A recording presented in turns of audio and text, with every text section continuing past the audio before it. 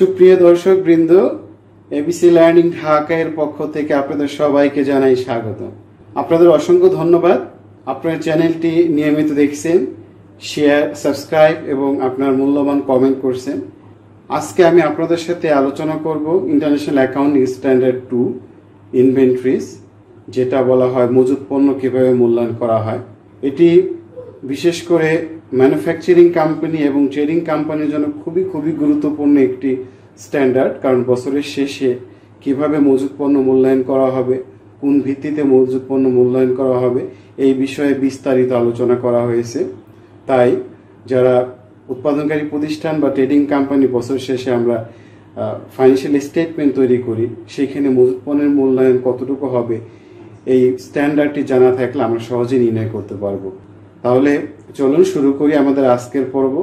আর শুরু করার পূর্বে বরাবরের মতো একটি অনুরোধ থাকবে, সেটি হলো আপনি যদি নতুন ভিউয়ার হন অবশ্যই চ্যানেলটি সাবস্ক্রাইব করে নিন, যাতে নতুন ভিডিও রিলিজ হওয়ার সাথে সাথে আপনি নোটিফিকেশন পান। শেয়ার করুন আপনার বন্ধুর সাথে, যিনি ভিডিওটি দেখে উপকৃত হবেন। আর সর্বোপরি কমেন্ট দিয়ে আপনার মতামত জানান, যাতে আপনার মতামতের উপর ভিত্তি করে আমি নতুন ভিডিও তৈরি করতে পারি। তাহলে চলুন শুরু করি আমাদের আজকের পর্ব, ইন্টারন্যাশনাল অ্যাকাউন্টিং স্ট্যান্ডার্ড 2 ইনভেন্টরি বা মজুত পণ্যের মূল্যায়ন। Welcome to ABC Learning Dhaka. সুপ্রিয় দর্শক বৃন্দ, স্বাগতম আরও একবার এবিসি লার্নিং ঢাকা এর পক্ষ থেকে।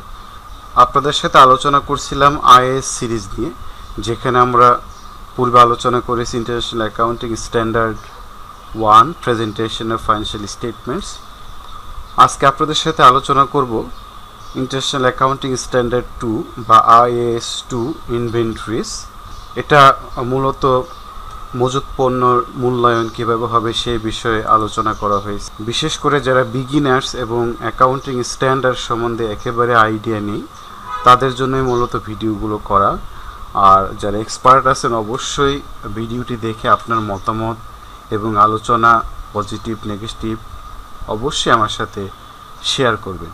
তাহলে চলুন আমরা দেখি যে আইএস 2 কী নিয়ে আলোচনা করা হয়েছে। এখানে মূলত ইনভেন্টরির ভ্যালুয়েশনটি কীভাবে দেখানো হয় সেই বিষয়টা আমি এখানে দেখাবো, এবং আরও কিছু বিস্তারিত আলোচনা আমি চেষ্টা করব দুটি ভিডিওর মাধ্যমে আলোচনাগুলো সমাপ্ত করতে। প্রথমেই জেনে নিই আমরা ইনভেন্টরি কী।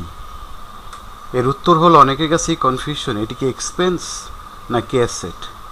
তাহলে উত্তরটি অলরেডি দেখেছেন, ইনভেন্টরি ইজ অ্যান অ্যাসেট। কিসের জন্য? Held for sale in the normal course of business. অর্থাৎ আপনি যদি চাউলের বিজনেস করেন তাহলে চাউল কিনে রাখলে সেটি আপনার অ্যাসেট, এবং কেন রাখা হচ্ছে? Held for sell. আপনি যদি কাপড়ের বিজনেস করেন তাহলে ইনভেন্টরি আপনার কাপড় কিসের জন্য? Held for sale. In the process of production for such sale. যদি আপনি কোনো কিছু প্রডিউস করেন, প্রোডাকশনের উদ্দেশ্যে যেটি আপনি ক্রয় করে রাখবেন সেটি আপনার ইনভেন্টরি। অর্থাৎ আপনি যদি চাউল প্রস্তুত করেন তাহলে চাউল প্রস্তুত করার জন্য যদি ধান কিনে রাখেন, ধান হলো আপনার ইনভেন্টরি। আপনি যদি রেডিমেড পোশাক তৈরি করেন, রেডিমেড পোশাক তৈরি করার জন্য যদি কাপড় কিনে রাখেন তাহলে সেই কাপড়টি হলো আপনার inventory. Or in the form of materials or supplies to be used in the production process or in rendering service। অর্থাৎ আপনি যে বিজনেস করেন সেটার প্রোডাকশন প্রসেসে যা ক্রয় করবেন সেটা ইনভেন্টরি। অথবা আপনি যদি কোনো সার্ভিস প্রদান করে থাকেন, সার্ভিসের উদ্দেশ্যে আপনি যদি কোনো ক্রয় করে থাকেন তাহলে সেটি আপনার ইনভেন্টরি। এখন প্রশ্ন করতে পারেন সার্ভিসের জন্য কি হতে পারে? যেমন আপনি ধরেন আপনি একজন কম্পিউটার সার্ভিস করে থাকেন বা আইসিটি সার্ভিস প্রোভাইড করে থাকেন, সেক্ষেত্রে আপনার আইসিটি সংযোজনের জন্য যে তার, কেবল, ওয়্যার বা অন্যান্য টুলস যেগুলো আপনার প্রয়োজন হবে সেটা আপনার ইনভেন্টরি। সো আশা করি আপনারা ইনভেন্টরি সম্বন্ধে একটা আইডিয়া পাওয়া গেছে। তাহলে কি আমরা বলতে পারি? ইনভেন্টরি ইজ অ্যান অ্যাসেট, যেটা আমরা বিক্রির জন্য, নর্মাল বিক্রির জন্য ক্রয় করে থাকি বা রেখে থাকি, বা প্রোডাকশন প্রসেসে ব্যবহার করার জন্য ক্রয় করে থাকি, যেটা আমি বিক্রি করব। অথবা আমার ম্যাটেরিয়াল অথবা সাপ্লাই, যেটা আমার প্রোডাকশন অথবা সার্ভিস প্রোভাইডের জন্য আমার প্রয়োজন হবে। Inventories which include goods purchased for resale, work in progress, finish goods, এই তিনভাবে আমার কি থাকতে পারে, ইনভেন্টরি থাকতে পারে। দ্যাট মিনস র মেটেরিয়ালস আমরা বলতে পারি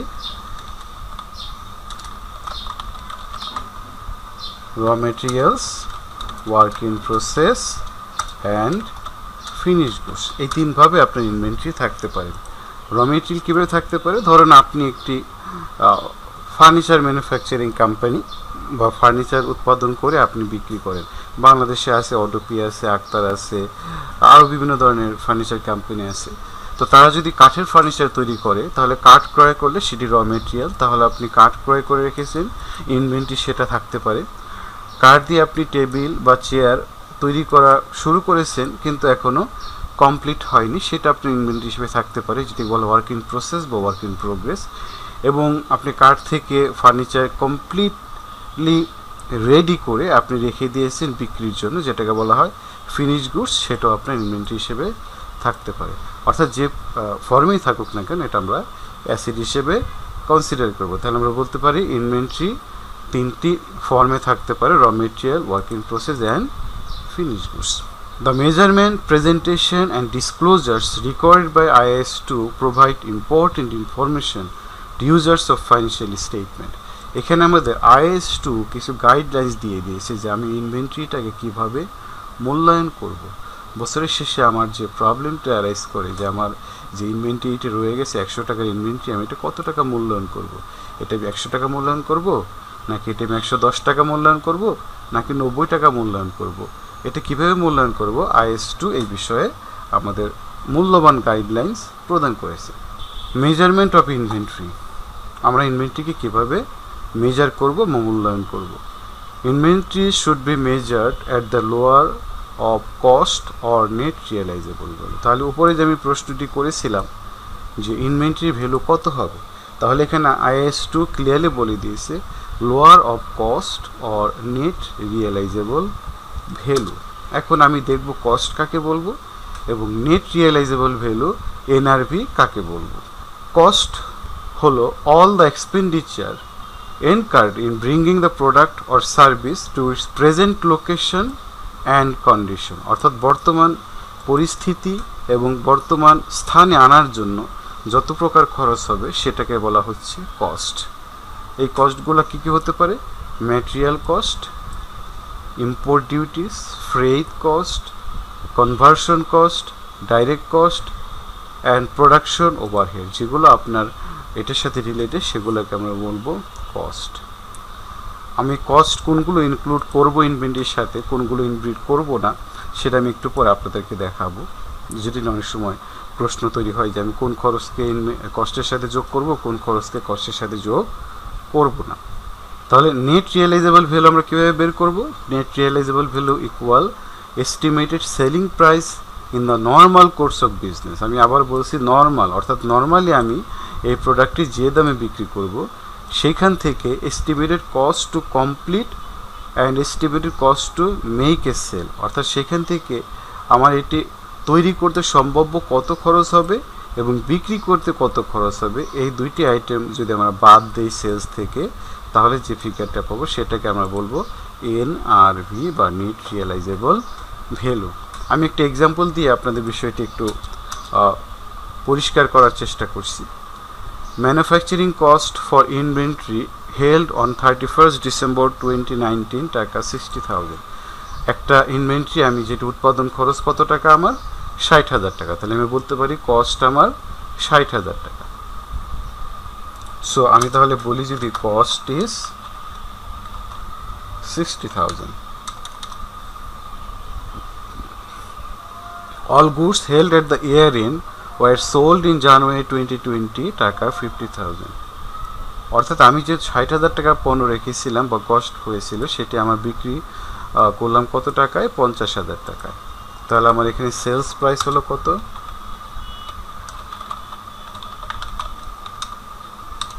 50,000 টাকা। Selling cost incurred for goods sold in January 2020 টাকা 4,000, অর্থাৎ এই যে 50,000 টাকার পণ্য বিক্রি করতে গিয়ে আমার খরচ হয়েছে 4000 টাকা। তাহলে আমি এনআরভি কীভাবে বের করব? Selling price expected to be achieved less an estimate of the cost to complete of the production of the finished goods and cost to be incurred in the making the sale। তাহলে cost to be incurred in complete the production সেটা আমার এখানে বলতে পারি 0 plus আমার এটি বিক্রি করতে খরচ হচ্ছে কত? 4000 টাকা। তাহলে 50,000 টাকা থেকে 4000 টাকা বাদ দিলে আমার হচ্ছে 46,000 টাকা। তাহলে আমি যদি কম্পেয়ার করি, তাহলে কম্পেয়ার করব এই 46,000 60,000, এই দুইটার মধ্যে কম্পেয়ার করবো যে কোনটা আমার ছোট। তাহলে আমি বলতে পারি যে LCM lower of cost or net realisable value 60,000 or 46,000। তাহলে ইনভেন্টরি ভ্যালুয়েশন করব 46,000। আশা করি বিষয়টি সবার কাছে পরিষ্কার হয়েছে। তাহলে কস্ট এবং নেট রিয়ালাইজেবল ভ্যালু দুটির মধ্যে যেটি কম সেটাকে আমরা বলবো ভ্যালু অফ ইনভেন্টরি। অনেকে বলতে পারেন কস্ট অর সেলস, আসলে সেলস না, সেলস থেকে সেলিং এক্সপেন্স বা এটা তৈরি করতে আরও যদি কোনো খরচ হয় সেটাও আমরা বাদ দেবো। ধরুন আপনার একটা ফার্নিচারের কথাই ধরি, ফার্নিচারটি 2 বছর আগে তৈরি করেছেন, সেটি এখন বিক্রি করতে গিয়ে দেখা যাচ্ছে যে এটা বার্নিশ করা দরকার। তাহলে বার্নিশিংয়ের যে খরচ সেটিকে বলা হচ্ছে cost to be incurred to make the goods in complete process. তাহলে এটা যেহেতু নাই 0, আর এটা সেল করতে গিয়ে যে টাকা খরচ হবে সেটা হলো সেলিং এক্সপেন্স। এখন আমরা দেখব কস্ট অফ ইনভেন্টরি, যেটি একটু আগে পূর্বে আমি বলেছিলাম যে ইনভেন্টরির সাথে কী কী আমরা ইনক্লুড করব, ইনভেন্টরি কস্টের সাথে কী কী এক্সক্লুড করব এবং কোন খরচগুলোকে ইনভেন্টরির সাথে বিবেচনা করব না। এখানে বলা হয়েছে expenses that include in cost of inventory, যে খরচগুলো আমরা ইনভেন্টরির সাথে যোগ করব। যেমন আমি 50,000 টাকার চাল কিনলাম, তাহলে চালের খরচ কি শুধু 50,000 টাকা হবে নাকি আনুষঙ্গিক কোন কোন খরচগুলো আমরা ইনভেন্টরি কস্টের সাথে যোগ করব, এই বিষয়গুলো আমরা এখন দেখব। প্রথমত suppliers gross price for raw materials, অর্থাৎ আমি যে বললাম যে ধরেন চাল কিনলাম 50,000 টাকায়, তাহলে 50,000 টাকা যেটি সেটি হলো আমার gross price. For example,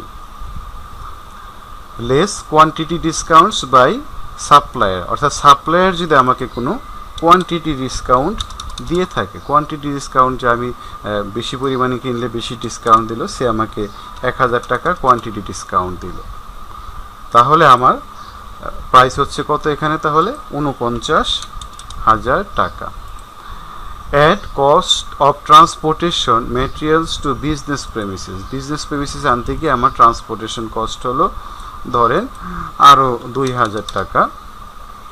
add labour cost directly incurred in the processing of raw materials, এটা প্রসেস করতে আরও খরচ, লেবার খরচ হলো আমার 2000 টাকা। Add variable cost such as power incurred in the processing of raw materials, power বা electricity বা গ্যাস অন্য কোনো খরচ যদি হয়ে থাকে যেটি ডিরেক্টলি র মেটেরিয়ালসটিকে প্রসেস করার জন্য প্রয়োজন হচ্ছে, সেটা ধরলাম আমি আরও 1000 টাকা। তাহলে আমার এখানে মোট যদি খরচ বলি তাহলে সেটা হচ্ছে 5000 টাকা। 49-এর সাথে 5000 যোগ করে যেটি হবে 49 আর 5 54,000 টাকা, সেটি হবে আমার কস্ট অফ ইনভেন্টরি। অর্থাৎ র মেটেরিয়ালস থেকে কোয়ান্টিটি ডিসকাউন্ট বাদ দিলাম 49, 50, 51, 52, 53, 54,000 টাকা, এটি আমার কস্ট অফ ইনভেন্টরি। তাহলে সুপ্রিয় দর্শক, আশা করি বুঝতে পেরেছেন যে ইনভেন্টরি কস্ট আমরা কিভাবে নির্ণয় করব। এখন আমরা দেখব যে কি কি খরচ যেটা আমরা ইনভেন্টরির সাথে যোগ করব না। Expenses should be considered as expense and not included in the inventory. তাহলে ইনভেন্টরিতে ইনক্লুড না করলে কোথায় দেখাবো? আমরা ইনকাম স্টেটমেন্টে আমরা সরাসরি খরচ হিসেবে দেখাবো, সেটা আমরা ইনভেন্টরির সাথে যোগ করব না। সেগুলো কি হতে পারে? Cost of transporting goods to customer on sell, এটা ইম্পর্টেন্ট। সেল করার জন্য যদি কোনো আমরা ট্রান্সপোর্টেশন খরচ দেই সেটি ইনভেন্টরির সাথে যোগ হবে না, সেটি আমার ফ্রেট আউট বা সেলিং এক্সপেন্স, ক্যারিং এক্সপেন্স হিসেবে আমি দেখাবো। নন রিকভারেবল পারচেস ট্যাক্সের charge two customers on sell, যেই খরচকে বা যেই ট্যাক্সকে আমি সরকারের কাছ থেকে রিকভার করতে পারবো না, যেমন আমি মনে করলাম ইম্পোর্ট ডিউটি, ইম্পোর্ট করার সময় যদি আমি কোনো খরচ করে থাকি এটা সরকারের কাছ থেকে রিকভার করা যাবে না। বাট আমি যদি ভ্যাট প্রদান করে থাকি সেটি কিন্তু সরকারের কাছ থেকে আমি বিক্রি করার সময় রিকভার করতে পারবো। সেজন্য নন রিকভারেবল কোনো ট্যাক্সেস বা কোনো ট্যারিফ যদি প্রদান করা হয় সেটি ইনভেন্টরির সাথে যোগ করা যাবে না। নন রিকভারেবল সেলস ট্যাক্সেস একইভাবে আমি যেটি পূর্বে বললাম। Commission payable to salesman on the sale of goods, আমি গুডস বিক্রি করার জন্য সেলসম্যানকে যদি কোনো কমিশন প্রদান করি সেটা আমার সেলিং এক্সপেন্স হিসেবে আসবে, আমার ইনভেন্টরির সাথে যোগ হবে না। Provision for bad and doubtful debts in relation to trade receivables, আমি যদি বিক্রির সাথে বা বাকিতে বিক্রি করার কারণে কোনো প্রভিশন রেখে থাকি সেটা আমি অ্যাকাউন্টস রিসিভেবল থেকে বাদ দিব, কিন্তু আমি কস্ট অফ ইনভেন্টরির সাথে যোগ করব না, সেটি আমার normal selling and administrative expense হিসেবে দেখাবো। Cost of the accounts department, accounts ডিপার্টমেন্টে যদি খরচ থাকে অবশ্যই সেটি ইনভেন্টরি খরচ না, সেটি অফিস এক্সপেন্স। এবং head office cost relating to overall management of the business, যদি হেড অফিসের কোনো খরচ হয়ে থাকে সেই খরচগুলোকে আমরা ইনভেন্টরি কস্টের সাথে যোগ করব না, সেগুলোকে আমরা নর্মাল অপারেটিং এক্সপেন্স বা অ্যাডমিনিস্ট্রেটিভ এক্সপেন্স হিসেবে দেখিয়ে থাকবো। আর কিছু কিছু খরচ রয়েছে যেটি আমি অ্যাডমিনিস্ট্রেটিভ এক্সপেন্স হিসেবেও দেখাবো না বা ইনভেন্টরি কস্ট হিসেবেও দেখাবো না, সেগুলোকে আলাদাভাবে দেখিয়েছি। সেটা হলো purchase taxes, duties charged by the supplier and recoverable from the taxing authority, যেটা আমি একটু পূর্বে বললাম যে ট্যাক্সিং অথরিটির কাছ থেকে যদি আমি কোনো কিছু রিকভার করতে পারি বা যেটা আমি সাপ্লায়ার চার্জ করেছি সেটি আমরা ইনভেন্টরি কস্ট হিসেবে যোগ করব না। তার মধ্যে একটি হচ্ছে ভিডিএস, যেটি আমি কি করতে পারবো, আমি গভর্নমেন্টের কাছ থেকে আমি কম দিতে পারবো বা আমি সেটিকে অ্যাডজাস্ট করতে পারবো, বা ভ্যাট যেটি দিচ্ছি সেটা আমি যদি দেখি, কিংবা অন্য যদি কোনো এআইটি থাকে বা যদি আমার কোনো টিডিএস থাকে, এই বিষয়গুলো যদি আপনার মানে সরকারের সাথে অ্যাডজাস্ট করা সম্ভব হয় তাহলে এগুলো আমরা ইনভেন্টরি হিসেবেও দেখাবো না, অপারেটিং এক্সপেন্স হিসেবেও দেখাবো না। সো এই তিনটা জিনিস আপনাদের জন্য ইম্পর্টেন্ট, যে কোনগুলোকে আমরা ইনভেন্টরির সাথে যোগ করব, কোনগুলোকে অপারেটিং এক্সপেন্স হিসেবে দেখাবো এবং কোন খরচগুলোকে ইনভেন্টরি কস্ট হিসেবেও দেখাবো না, অপারেটিং কস্ট হিসেবেও দেখাবো না। এখন আমাদের যে জিনিসটি দেখব সেটি হলো calculation of cost of inventory from sales price or how to calculate sales price adding profit with cost. এটির মূল কথা হলো যে অনেক ক্ষেত্রে আমাদের সেলস প্রাইস দেওয়া আছে এবং প্রফিট পার্সেন্টেজ দেওয়া আছে, কত টাকা কস্ট বা কত টাকা প্রফিট হবে সেটি দেওয়া নেই, বা আমাকে বলা হয়েছে 10% প্রফিট করব, সেটা সেলসের উপরে নাকি কস্টের উপরে। এই বিষয়গুলো আমি আমার যখন শিক্ষকতা পেশায় ছিলাম তখন ছাত্রছাত্রীদের মধ্যে বিশাল একটা প্রবলেম দেখা দিত। আপনাদের হয়তো যারা এখন প্র্যাকটিসে আছেন হয়তো এই প্রবলেমটি নাই, বাট যারা ছাত্রছাত্রী তোমরা যারা দেখছো এই বিষয়টি খুব ইম্পর্টেন্ট এবং তোমাদের একাডেমিক কাজে লাগবে। অনেক ক্ষেত্রে এই প্রবলেমগুলো হয়ে থাকে, তো আমি এখানে চেষ্টা করব তোমাদের একটু আইডিয়া দেওয়ার জন্য যে সেলস প্রাইস দেওয়া থাকলে কীভাবে কস্ট ক্যালকুলেট করা যায় বা সেলস প্রাইসের উপর প্রফিট দেওয়া থাকলে কীভাবে কস্ট প্রাইস বের করা যায়, এই বিষয়গুলো ডিটেলস আমি এখানে দেখাবো। In retail industry it is common practice to value inventory at selling price less normal gross margin. সাধারণত আমরা যারা রিটেল বিজনেস করে থাকি তারা সাধারণত কি করে থাকি, যে সেলস প্রাইস থেকে নর্মাল গ্রস মার্জিন বাদ দিলে যেটা বের করি সেটাকে আমরা কস্ট হিসেবে গণনা করি। This is permitted because it is often impracticable to use other valuation methods due to large volume of rapidly changing items, and it generally results in a valuation which is closer to actual cost. অনেক ক্ষেত্রেই company যারা ভালো ভাবে accounts maintain করতে পারেন না, but অনেক বড় কোম্পানি, বাট তারা বুঝতে পারতেছে না কোন মেথডে করবে, সেই জন্য তারা দিনের শেষে বা বছরের শেষে বা মাসের শেষে যে সেলস হয়, সেলস থেকে একটা সার্টেন প্রফিট বাদ দিয়ে যেটা হয় সেটাকে তারা কস্ট প্রাইস হিসেবে নির্ণয় করে থাকে। সাধারণত ডে টু ডে যে লার্জ ভলিউম অফ ট্রানজ্যাকশনের কারণে হাজার হাজার ট্রানজ্যাকশন হচ্ছে, কোটি কোটি ট্রানজ্যাকশন হচ্ছে বা শত শত ট্রানজ্যাকশন হচ্ছে, বাট তাদের কস্ট অ্যাকাউন্টেন্ট নাই বা অ্যাকাউন্টস ওইভাবে হিসাব করা নাই, সেক্ষেত্রে তখন তারা ডে টু ডে কত টাকা ক্রয় করলো, কত টাকা আজকে কত টাকা ক্রয় করলো, কালকে কত টাকা ক্রয় করলো, 2 ঘন্টা পরে কত টাকার ক্রয় করলো, এটা অনেক সময় ডিটেলস রেকর্ড যদি না রাখা যায় সেক্ষেত্রে আমরা এই প্র্যাকটিস করতে পারি। সেলস প্রাইস থেকে নর্মাল গ্রস মার্জিন যেটি হয় সেটি বাদ দিয়ে দেবো, এবং এটি দেখা গেছে যে আমি প্রতিদিন ডে টু ডে 1 2 3 4 ব্লা ব্লা ব্লা এভাবে আমি যখন হিসাবগুলো মেনটেন করব তার সাথে এবং এই যে আমাদের থাম্ব রুল এটার সাথে কাছাকাছি মিলে যায়, এটা খুব একটা পার্থক্য হয় না। There are two terms used to determine profit on cost or profit on sale. এই জিনিসটি কিন্তু খুবই গুরুত্বপূর্ণ, সবার জন্য গুরুত্বপূর্ণ। আমি একেবারে রেড মার্কস দিয়ে রাখছি। সেটা হলো একটা টার্মস ইউজ করা হয় মার্কআপ আর একটা টার্ম ইউজ করা হয় মার্জিন। সবসময় মনে রাখবেন মার্কআপ বলা হয় প্রফিট মার্কআপ আর মার্জিন হলো প্রফিট মার্জিন। এখন মার্কআপ আমরা কখন ব্যবহার করব? Markup is use to determine profit on cost. Profit on cost very important. অর্থাৎ যখন আপনার বলা থাকবে যে 10% মার্কআপ, এর মানে হলো profit on cost. Example, cost price of a product is 500 টাকা, there is a company policy to add 100% markup, তাহলে প্রফিট কত হবে? কস্ট মাল্টিপ্লাই মার্কআপ, তার মানে 500 মাল্টিপ্লাই 100% ইকুয়াল 500 টাকা, তার মানে কস্ট 100 প্রফিট 100, তাহলে সেলস প্রাইস কত? 1000। আমি আবার বলছি, মার্কআপ কথাটি বলা থাকলেই সেটা মনে করবেন profit on cost. Profit on cost, তাহলে কস্ট যদি 500 হয় তাহলে মার্কআপ 100%, তাহলে প্রফিট আপনার 100%, কস্ট 100, তাহলে প্রফিট আপনার 500, কস্ট আপনার 500, সেলস প্রাইস 100। এখন যদি বলা হয় 50% মার্কআপ, তাহলে 50% মার্কআপ হলে এখানে সেটা কি হয়ে যাবে? 50% হয়ে যাবে, তাহলে 50% হলে হবে কত? 250 টাকা প্রফিট। আর আপনার সেলস প্রাইস হবে তাহলে কত? প্রফিট হবে, কস্ট হলো আপনার 500, প্রফিট হবে 250, তাহলে সেলস প্রাইস হবে আপনার 750। এভাবে আমরা কি করতে পারি? মার্কআপ থাকলে আমরা প্রফিট এবং সেলস প্রাইস বের করতে পারি। এরপর হলো মার্জিন, যেটা আমরা আরেকটি ছিল, margin or profit margin use to determine profit on sales price. সবসময় মনে রাখবেন মার্জিন বলা মানে হলো প্রফিট অন সেলস, মার্কআপ বলা মানে হলো প্রফিট অন কস্ট। এখানে কিন্তু আপনার প্যাস লেগে যাবে, সরি আসলে আনঅফিশিয়াল কথা, প্যাস কথাটি ব্যবহার করে ফেললাম, আসলে আপনার কনফিউশন হয়ে যাবে। সেই জন্য আপনাকে দেখতে হবে যে মার্কআপ এবং মার্জিন কথাটি কোথায় ব্যবহার হয়েছে। তাহলে margin or profit margin use to determine profit on sales price, তার মানে সেলস প্রাইস দেওয়া থাকবে, সেটার উপর প্রফিট দেওয়া থাকবে।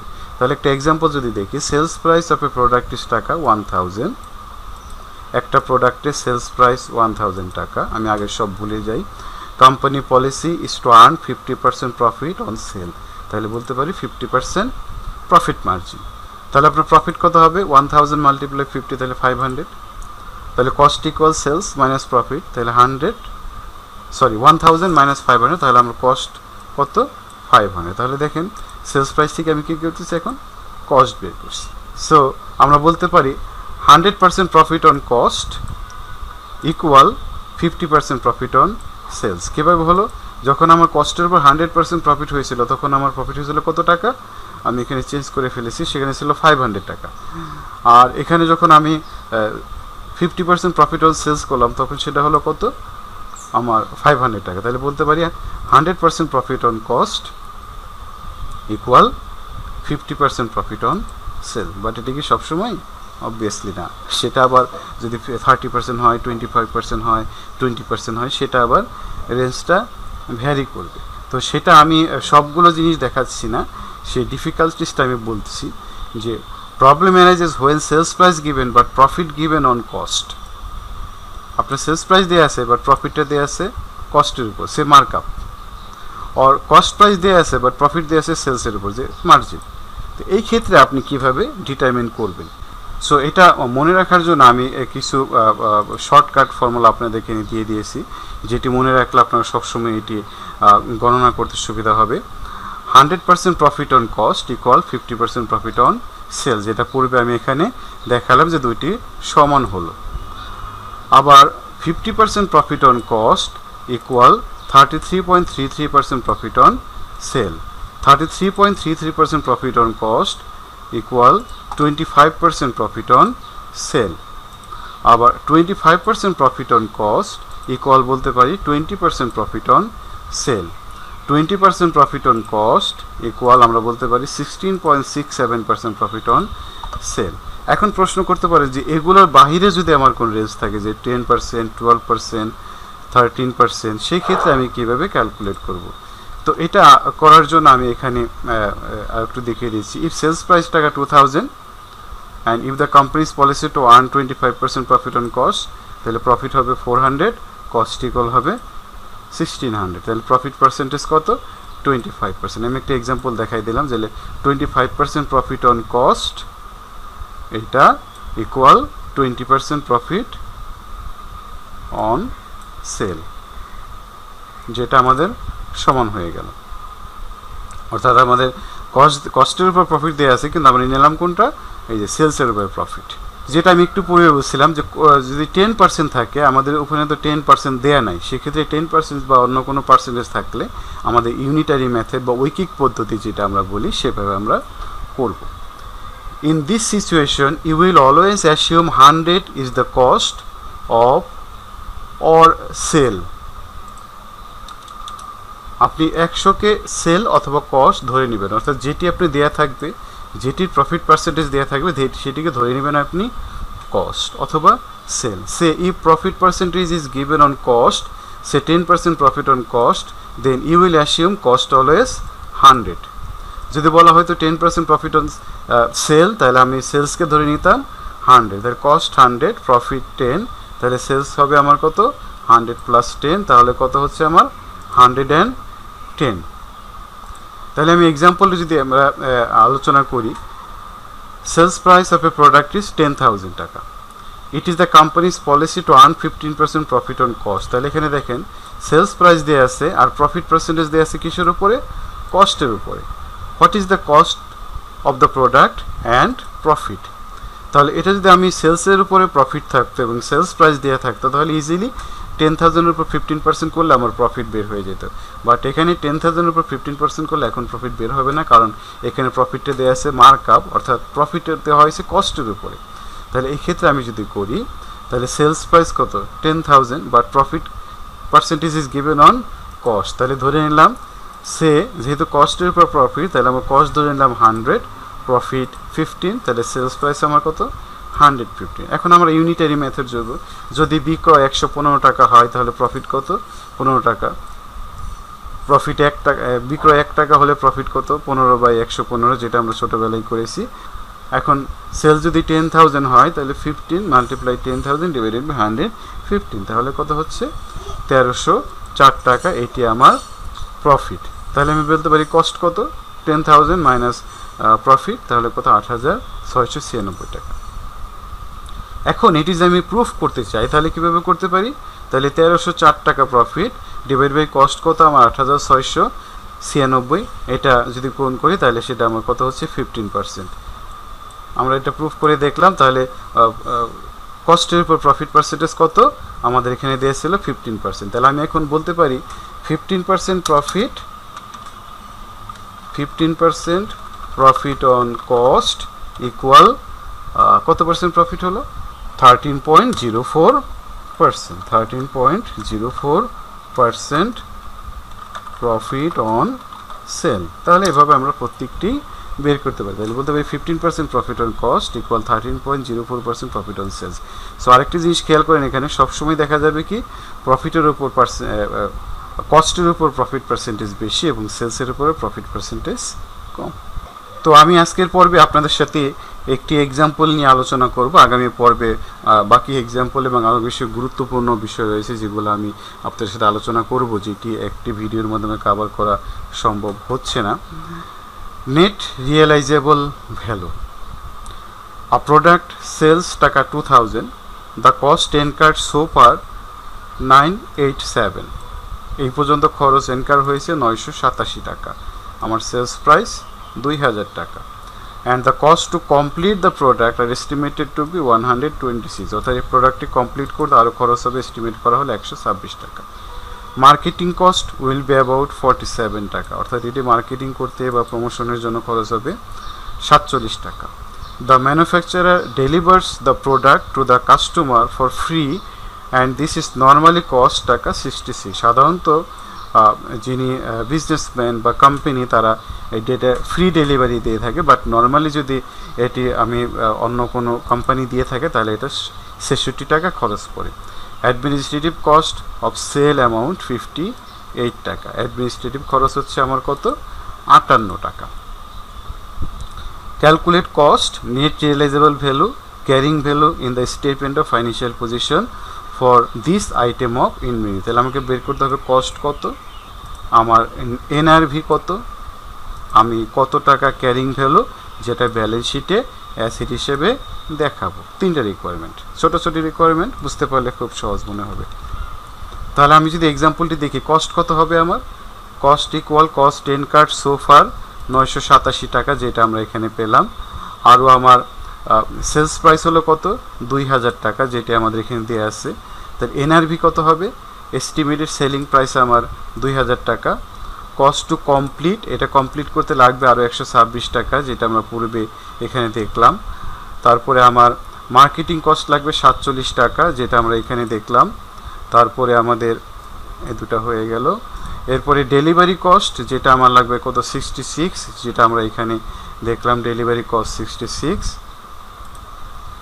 এবং অ্যাডমিনিস্ট্রেটিভ কস্ট আমার কত হচ্ছে? 58। তাহলে আমার নেট রিয়েলাইজেবল ভ্যালু হচ্ছে কত? আমার 1703 টাকা। তাহলে কস্ট অফ ইনভেন্টরি কী হবে আমার? 987 এবং নেট রিয়েলাইজেবল ভ্যালু 1703। এই দুইটির মধ্যে যেটি ছোট সেটি হবে আমার ভ্যালু অফ ইনভেন্টরি, যেটা ব্যালেন্স শিটে আমি শো করব। তাহলে আমার যদিও সেলস প্রাইস আমার 2000 টাকা, বাট এটা আমার সেলস করতে এই খরচগুলো হবে এবং খরচগুলো বাদ দিলে এনআরবি হচ্ছে 1703 টাকা। তাহলে কস্ট এবং এনআরবি দুইটির মধ্যে যে ছোট, যেটা অ্যাকর্ডিং টু IAS 2, আমরা সেটিকে কস্ট হিসেবে ভ্যালুয়েশন করলাম। তাহলে নেট রিয়েলাইজেবল ভ্যালু বলতে পারি estimated selling price in the normal course of business, যেটি পূর্বে দেখিয়েছি, less estimated cost to complete and estimated cost to make a sale. তো সুপ্রিয় দর্শকবৃন্দ, আমরা দেখলাম যে কস্ট এবং নেট রিয়েলাইজেবলগুলো কীভাবে আমরা ভ্যালুয়েশন করি। তো আজকের পর্ব আমি এখানেই শেষ করতে চাচ্ছি, কারণ ভিডিওটা অনেক দীর্ঘ হয়ে যাচ্ছে। সবাইকে ধন্যবাদ। সুপ্রিয় দর্শকবৃন্দ, এতক্ষণ সাথে থাকার জন্য ধন্যবাদ। আমরা আজকের পর্ব শেষ করব। শেষ করার পূর্বে চলুন আগামী পর্বে আপনাদের সাথে কী নিয়ে আলোচনা করব। ততক্ষণ সবাই ভালো থাকুন, সুস্থ থাকুন, নিরাপদে থাকুন। সবাইকে অশেষ ধন্যবাদ।